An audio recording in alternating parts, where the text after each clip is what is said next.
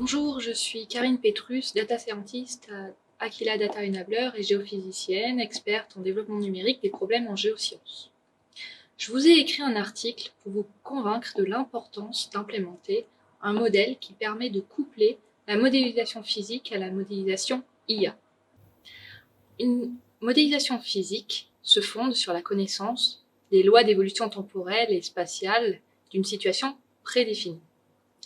Un modèle IA, ou data-driven, lui, se fonde sur les données qu'il observe et sur des calculs purement statistiques.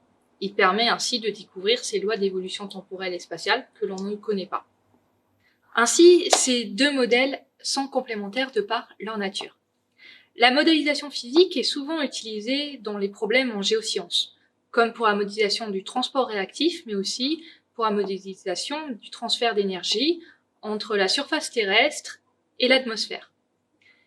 Ces modèles sont aussi utilisés pour simuler le comportement d'individus et leur représentation. Par exemple, vous le voyez dans les jeux vidéo. Ces modélisations génèrent des données synthétiques et permettent de réaliser des expérimentations numériques. Elles sont puissantes, mais ont des limites et ne permettent pas d'intégrer la complexité de toute une situation. La modélisation IA, elle, le permet. Elle permet d'intégrer cette complexité en intégrant l'ensemble des observations et des variables à cette disposition, sans avoir besoin de connaître ces lois d'évolution spatiale et temporelle. Ainsi, le couplage de ces deux modèles est très puissant et permet de pallier l'inconvénient d'un modèle sur l'autre.